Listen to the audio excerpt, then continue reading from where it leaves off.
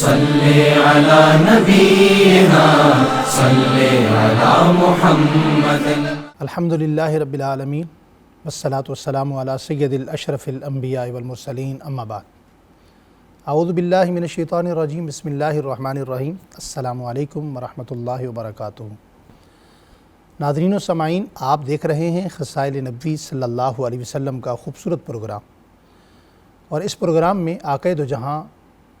فخر کون و مکان، ساقی کوثر، شافی محشر، امام الانبیاء، خاتم النبیین، حضرت صلی اللہ علیہ وآلہ وسلم کے آج ہم جس وصف کی ذکر کریں گے وہ ہے آپ کا اسوہ کامل۔ آپ نمونہ کامل ہیں۔ یہی وجہ ہے کہ قرآن کریم میں آپ کو فرمایا گیا لَقَدْ كَانَ لَكُمْ فِي رَسُولِ اللَّهِ أُسْوَةٌ حَسَنَةٌ۔ اگر آپ نے اسوہ حسنہ کسی کا دیکھنا ہے تو میرے رسول اس قابل ہیں کہ ان کا اسوہ حسنہ اس کائنات میں تمامی انسانوں کے لیے، زمین و جہان کے لوگوں کے لیے قابل تقلید ہے۔ حضور نبی کریم صلی اللہ علیہ وسلم کو انسانوں میں بھیجنے کی ایک وجہ یہ بھی سامنے آتی ہے، اگر کوئی فرشتہ ہوتا تو وہ فرشتہ اسوہ کامل بن کے نہ دکھا سکتا۔ اس کی وجہ یہ ہے کہ وہ نہ فرشتہ نہ کھا سکتا ہے، نہ پی سکتا ہے۔ تو انسان اپنی حاجت کا ذکر اس سے کرتے کہ جناب تم ہمیں حرام سے روکتے ہو، ہمیں غلط کام سے روکتے ہو، نہ تم نے کھانا ہے نہ پینا ہے۔ تو یہ ساری ان باتوں کو مد نظر رکھتے ہوئے، مشکلات کو مد نظر رکھتے ہوئے کہ جب کسی دوسری مخلوق سے کوئی پیغمبر یا نبی بن کر آئے گا تو وہ انسانوں کو سمجھانا مشکل ہو جائے گا، تو اللہ تعالیٰ نے انسانوں کے اندر سب سے عظیم ترین ہستی پیدا فرمائی اور فرمایا کہ ہم نے اپنے پیغمبر کو تمہارے لیے نمونہ بنایا ہے، اسوہ حسنہ بنایا ہے۔ حضور صلی اللہ علیہ وسلم ہمارے اندر رہے۔ حضور صلی اللہ علیہ وسلم بحیثیت انسان، آپ ایک شوہر بھی ہیں، بحیثیت آپ انسان ایک والد بھی ہیں،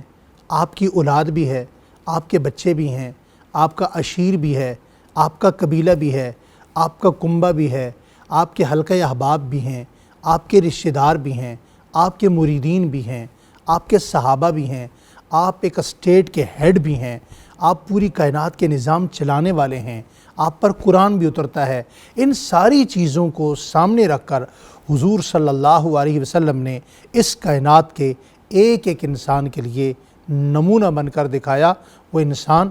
غریب ہو، وہ انسان امیر ہو، وہ انسان اپنا ہو، وہ انسان بیگانہ ہو، وہ انسان گھر کا ہو، وہ انسان باہر کا ہو، تمام کائنات کے لیے حضور صلی اللہ علیہ وسلم قابل تقلید نمونہ بنے۔ اور اسی لیے بڑے خوبصورت انداز میں قرآن کریم نے فرمایا لَقَدْ كَانَ لَكُمْ فِي رَسُولِ اللَّهِ أُسْوَةٌ حَسَنَةٌ، یقیناً تمہارے لیے رسول اللہ صلی اللہ علیہ وسلم کی زندگی میں بہترین نمونہ ہے۔ یہ بات سورہ احزاب میں فرمائی۔ اسوہ کامل کا مطلب یہ ہے کہ عبادت کرنی ہو تو اپنے مصطفیٰ صلی اللہ علیہ وسلم کو دیکھو، آپ نے معاملات کرنے ہوں تو آپ مصطفیٰ کو دیکھو، آپ نے دشمن سے واسطہ پڑے تو آپ مصطفیٰ کو دیکھو، آپ نے گھر میں کیسے رہنا ہے آپ اپنے نبی کو دیکھو، آپ نے باہر کیسے رہنا ہے آپ اپنے نبی کو دیکھو، آپ نے غم میں کیسے رہنا ہے آپ اپنے نبی کو دیکھو، آپ نے خوشی میں کیسے رہنا ہے آپ اپنے نبی کو دیکھو، آپ تکلیف میں کیسے ہو آپ اپنے نبی کو دیکھو، آپ گھر میں کیسے تھے حالانکہ آپ امام الانبیاء ہیں، آپ نبیوں کے نبی ہیں، آپ رسولوں کے رسول ہیں، آپ چاہتے تو ہزاروں لوگ آپ کے گھر کے کام کاج کرتے، مگر قربان جائیے آمنہ کے لال پر، آمنہ کے لال کے اسوہ حسنہ پر کہ ام المؤمنین امی جان حضرت اماں عائشہ صدیقہ رضی اللہ تعالیٰ عنہ سے پوچھا گیا کہ حضور گھر میں آپ کے ساتھ کیسے رہتے ہیں، تو آپ رضی اللہ تعالیٰ عنہ نے فرمایا حضور گھر میں تمام کاموں میں میرے ساتھ ہاتھ بٹاتے ہیں، یہاں تک کہ ام المؤمنین نے فرمایا کہ ایک مرتبہ میں چولہے کے اندر لکڑیاں لگا رہی تھی اور دھواں بہت زیادہ نکلا، اتنا دھواں نکلا کہ میری آنکھیں بند ہو گئیں، لیکن جب میں نے اپنی آنکھیں کھولیں تو آپ صلی اللہ علیہ وسلم کی گنجان داڑھی مبارک سے دھواں نکل رہا تھا۔ قربان جائیے فداک ابی و امی یا رسول اللہ، آپ پر پوری کائنات قربان، آپ جیسا اسوہ حسنہ اس کائنات میں کسی اور کا نہیں ہے، یقیناً آپ ہی اسوہ حسنہ کا کامل نمونہ ہیں۔ اور حضرت عائشہ صدیقہ رضی اللہ تعالیٰ عنہ فرماتی ہیں گھر کے اکثر کام آپ صلی اللہ علیہ وسلم کرنا خود پسند کرتے تھے اور کسی کو کہتے بھی نہ تھے۔ ایک حدیث میں ذکر ملتا ہے، حضرت عائشہ صدیقہ رضی اللہ تعالیٰ عنہ فرماتی ہیں آپ سردی کا زمانہ ہے، جھاڑوں کا زمانہ ہے، اور اپنے گھر کی لکڑیاں خود آپ نے کاٹیں اور لکڑیاں اندر پھینک رہے ہیں، اور جیسے ہی میں تیزی سے گزری تو شاید حضور کی نظر مجھ پہ نہ پڑی اور لکڑی آ کر میرے پاؤں میں لگی اور پاؤں سے خون نکل گیا۔ آپ صلی اللہ علیہ وسلم نے محسوس فرمایا کہ عائشہ کو لگ گئی ہے، تو آپ اندر تشریف لائے۔ آپ نے فرمایا میری عائشہ کو کیا ہوا؟ تو حضرت عائشہ عذرہ تفنن فرمانے لگیں یا رسول اللہ آپ نے مجھے آج لکڑی سے مارا ہے اور میرے پاؤں سے خون نکلا ہے۔ فرمایا عائشہ پاؤں قریب کرو۔ خود حضور نے حضرت عائشہ رضی اللہ تعالیٰ عنہ کے پاؤں مبارک پر اپنے ہاتھ سے کپڑا باندھا، خون بند فرمایا، اور پھر حضور نبی کریم صلی اللہ علیہ وسلم سے حضرت عائشہ کہنے لگیں یا رسول اللہ میں تو بدلہ لوں گی۔ تو حضور نے اپنا پاؤں آگے کیا۔ جب پاؤں آگے کیا تو حضرت عائشہ صدیقہ رضی اللہ تعالیٰ عنہ نے آپ کے پاؤں مبارک کو اپنے دونوں ہاتھوں میں پکڑ کر چوم لیا۔ فرمایا یا رسول اللہ بدلہ ہو گیا۔ حضور اپنے گھر کے کام کاج خود کرنا پسند کرتے، یہاں تک کہ روایات میں ملتا ہے آپ صلی اللہ علیہ وسلم اسوہ حسنہ تھے، نمونہ تھے پوری کائنات کے لیے، پوری امت کے لیے، اس کے باوجود آپ اپنا کام خود کرنا کیسے پسند کرتے تھے؟ ایک مرتبہ آپ کو دیکھا گیا کہ آپ اپنا کرتا مبارک سوئی سے خود سی رہے ہیں، آپ اپنا جوتا مبارک خود گھانٹ رہے ہیں۔ آپ دنیا کے کسی بھی میدان میں ہوں، وہ میدان جنگ ہو، وہ میدان حرب ہو، وہ عبادت کا میدان ہو، وہ صحابہ اکرام کی تعلیم و تعلم کا میدان ہو، وہ صبر کا میدان ہو، وہ شکر کا میدان ہو، وہ فتح مکہ کے موقع پر ہوں، آپ بدر میں ہوں، آپ احد میں ہوں، آپ خندق میں ہوں، آپ تبوک میں ہوں، آپ گھر میں ہوں، آپ سفر میں ہوں، آپ بحیثیت تاجر ہوں، ہاں کسی بھی انداز میں کسی بھی میدان میں آپ کو دیکھا جائے تو آپ صلی اللہ علیہ وسلم قابل تقلید نمونہ ہیں۔ آپ تاجر کیسے تھے؟ حضرت خدیجہ الکبریٰ رضی اللہ تعالیٰ عنہ نے آپ کو دیکھا کہ آپ راستے پہ چلتے ہیں تو بادل آپ پر سایہ کرتے ہیں۔ آپ نے فرمائش کا اظہار کیا کہ محمد صلی اللہ علیہ وسلم میری تجارت کیا کریں۔ آپ صلی اللہ علیہ وسلم کے ساتھ جو معاملہ طے پایا آپ وہ معاملہ لے کر تجارت کے لیے گئے، بہت سارا منافع ہوا، واپس تشریف لائے تو حضرت خدیجہ الکبریٰ رضی اللہ تعالیٰ عنہ ملکہ عرب فرماتی ہیں کہ میں نے چاہا کہ انعام کے طور پر کچھ پیسے زیادہ حضور کو دیے جائیں،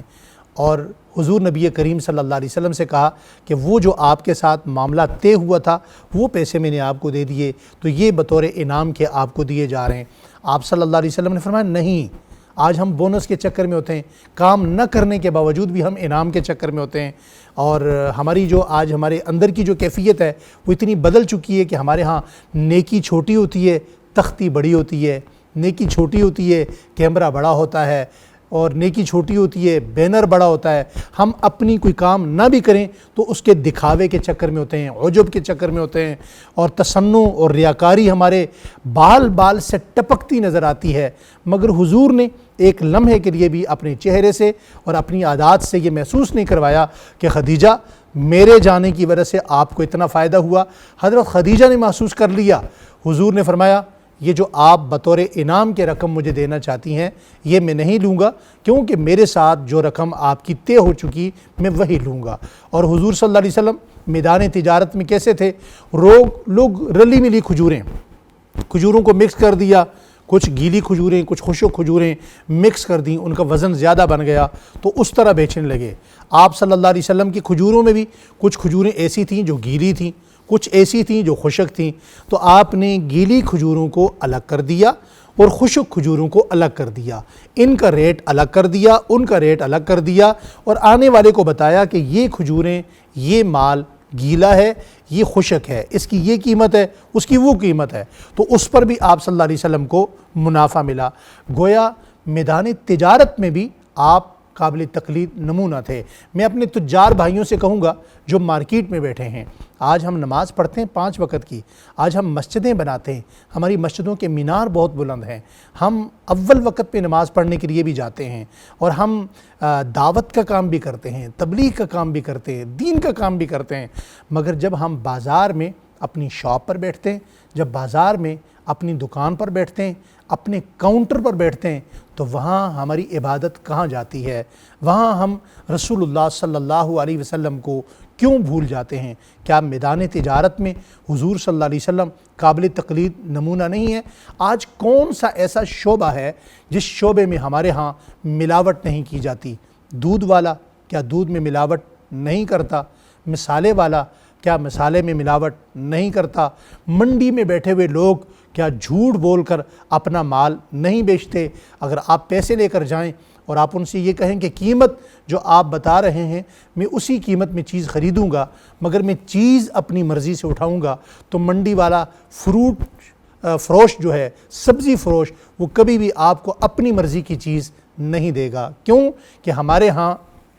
ہم نے صرف دین سمجھا ہے عبادت کو، دین سمجھا ہے نماز کو، دین سمجھا ہے روزے رکھنے کو، دین سمجھا ہے رمضان کے مہینے کو، اس کے علاوہ معاملات کو، اخلاق کو، عقائد کو، عبادات کو، معاملات کو ہم معاملات دین سمجھتے ہی نہیں ہیں۔ بھائی حضور نبی کریم صلی اللہ علیہ وسلم بازار میں بھی ہمارے لیے قابل تقلید نمونہ ہیں، جیسے مسجد میں حضور نمونہ ہیں، اسی طرح حضور غم کے معاملات میں بھی ہمارے لیے نمونہ ہے۔ اسی لیے فرمایا لا يحب احدکم حتی اکون احب الیہ من والدہ وولدہ والناس اجمعین، اور ایک موقع پر فرمایا کہ وہ لوگ مومن نہیں ہیں جو اپنی تمام خواہشات کو میرے تابع نہ کر دیں۔ حضور صرف اس لیے قابل تقلید نمونہ نہیں کہ آپ سے محبت کی جائے، بلکہ حضور اس لیے قابل تقلید نمونہ ہیں کہ آپ کی پیروی کی جائے، ہر معاملے میں آپ کی تقلید کی جائے، آپ کے پیچھے چلا جائے، آپ کی زندگی کو اختیار کیا جائے۔ آپ کا دوسروں کے ساتھ رویہ کیسے تھا؟ ہم معافی تلافی کی بات آئے تو ہم وہاں معاف کرتے ہیں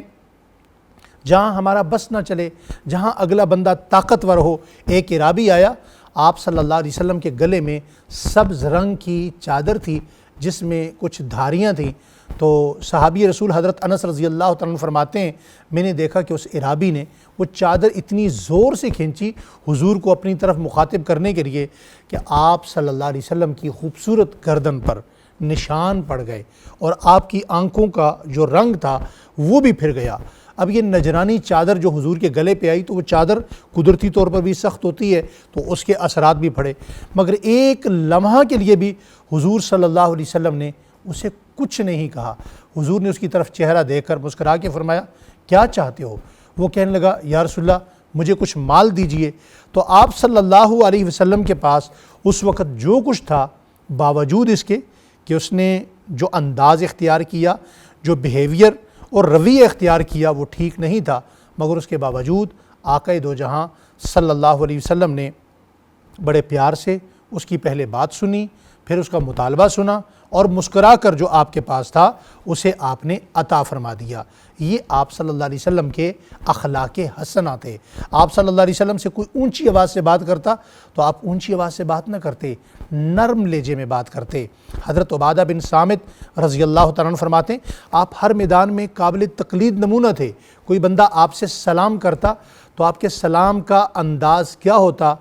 کہ اس وقت تک حضور اپنا رخ نہیں پھیرتے جس وقت تک دوسرا اپنا رخ نہیں پھیرتا۔ حضرت انس رضی اللہ تعالیٰ عنہ کیا فرماتے ہیں کوئی بندہ آپ سے مصافحہ کرتا تو آپ صلی اللہ علیہ وسلم اس وقت تک اپنا ہاتھ اس کے ہاتھ سے نہ چھڑاتے جب تک وہ ہاتھ اپنا نہ چھڑا لیتا۔ ایک عرابی آیا، وہ مسجد نبوی کے کونے میں حدود میں صحن کی سائڈ پہ بیٹھ کر پیشاب کرنے لگا، تو بعض صحابہ اکرام اٹھے، بعض کی آوازیں بلند ہوئیں، اسے کچھ کہنا چاہا، حضور نے اشارہ دے کر منع فرمایا نہیں، اس وقت وہ اپنی قضائے حاجت پر بیٹھا ہے، اسے اس وقت کچھ نہیں کہنا، حالانکہ وہ مسجد میں ایسا کر رہا ہے اور اسے پتہ نہیں ہے مسجد کے آداب کا۔ جب وہ اپنی قضائے حاجت سے فارغ ہو گیا تو حضور نے اسے پیار سے سمجھایا یہ اللہ کا گھر ہے، اللہ کے گھر میں ایسا نہیں کرتے۔ پھر اس جگہ کو آپ نے پانی منگوا کر دھلایا۔ تو حضور نبی کریم صلی اللہ علیہ وسلم کی موجودگی میں امت کو کسی اور کی ضرورت نہیں ہے۔ اگر آج میرا چہرہ، میری وضع، میری خطا، میرا انداز، میری شادی، میرا غم، میری خوشی اگر حضور سے ہٹ کر کسی اور کے ساتھ ہے تو میں اپنے دعوی محبت رسول میں سچا نہیں ہوں، جھوٹا ہوں۔ اور سچا ہونے کی علامت یہ ہوگی کہ میرا ہر کام میرے نبی کے قدم پر، میرے نبی کے نقش پا پر، سنت پر ہوگی۔ اللہ تعالی ہمیں اپنے نبی کے قدمین پر آنے کی توفیق نصیب فرمائے۔ السلام علیکم ورحمۃ اللہ وبرکاتہ۔ صلی علی نبینا صلی علی محمد